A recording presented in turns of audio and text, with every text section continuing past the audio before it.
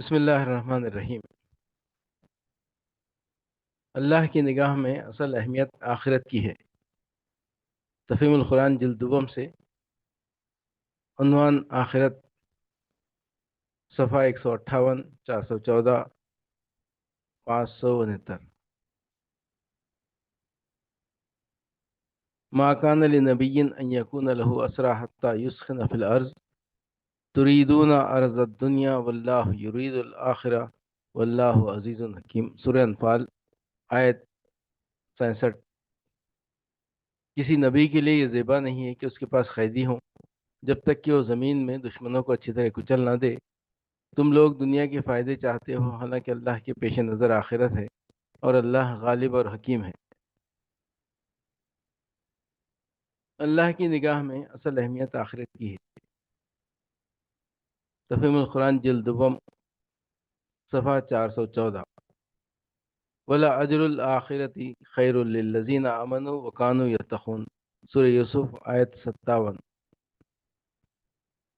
اور آخرت کا اجر ان لوگوں کے لیے زیادہ بہتر ہے جو ایمان لائے اور خدا ترسی کے ساتھ کام کرتے رہے۔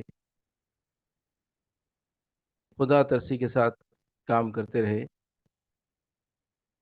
سورہ یوسف، حاشیہ نمبر 49۔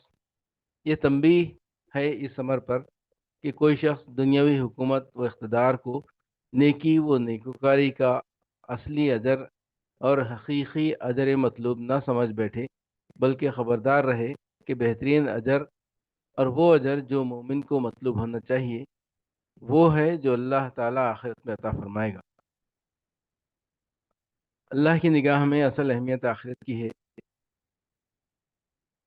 تفہیم القرآن جلد دوم، صفحہ نمبر 569۔ سورہ نحل، آیت 94 تا 96۔ وَلَا تَتَّخِذُوا أَيْمَانَكُمْ دَخَلًا بَيْنَكُمْ فَتَزِلَّ قَدَمٌ بَعْدَ ثُبُوتِهَا وَتَذُوقُوا السُّوءَ بِمَا صَدَدتُّمْ عَنْ سَبِيلِ اللَّهِ وَلَكُمْ عَذَابٌ عَظِيمٌ۔ وَلَا تَشْتَرُوا بِعَهْدِ اللَّهِ ثَمَنًا قَلِيلًا إِنَّمَا عِندَ اللَّهِ هُوَ خَيْرٌ لَكُمْ إِن كُنتُمْ تَعْلَمُونَ۔ ما عندكم ينفد وما عند الله باق ولنجزي الذين صبروا أجرهم بأحسن ما كانوا يعملون۔ سورہ نحل، آیت 94 تا 96۔ اور اے مسلمانوں، تم اپنی خصموں کو آپس میں ایک دوسرے کو دھوکہ دینے کا ذریعہ نہ بنا لینا، کہیں ایسا نہ ہو کہ کوئی قدم جمنے کے بعد اکھڑ جائے اور تم اس جرم کی پاداش میں کہ تم نے لوگوں کو اللہ کی راہ سے روکا برا نتیجہ دیکھو اور سخت سزا بھگتو۔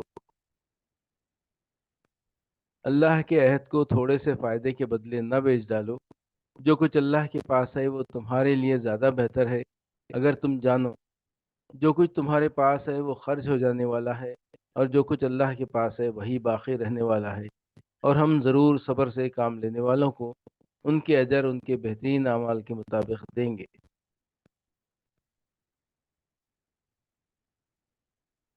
کہیں ایسا نہ ہو کہ کوئی قدم جمنے کے بعد اکھڑ جائے۔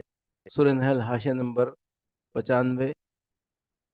یعنی کوئی شخص اسلام کی صداقت کا قائل ہو جانے کے بعد محض تمہاری بد اخلاقی دیکھ کر اس دین سے برگشتہ نہ ہو جائے اور اس وجہ سے وہ اہل ایمان کی گروہ میں شامل ہونے سے رک جائے کہ اس گروہ کے جن لوگوں سے اس کو سابقہ پیش آیا ہو ان کو اخلاق اور معاملات میں اس نے کفار سے کچھ بھی مختلف نہ پایا ہو۔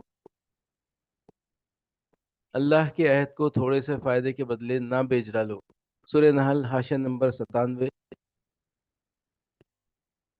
یہ مطلب نہیں کہ اسے بڑے فائدے کے لیے بیچ سکتے ہو، بلکہ مطلب یہ ہے کہ دنیا کا جو فائدہ بھی ہے وہ اللہ کے عہد کی قیمت میں تھوڑا ہے، اس لیے اس بیش بہا چیز کو اس چھوٹی چیز کے عوض بیچنا بہرحال خسارے کا سودا ہے۔ اور ہم ضرور صبر سے کام کرنے والوں کو ان کے کام لینے والوں کو ان کے اجر ان کے بہترین اعمال کے مطابق دیں گے۔ سورہ نحل، حاشیہ نمبر 98۔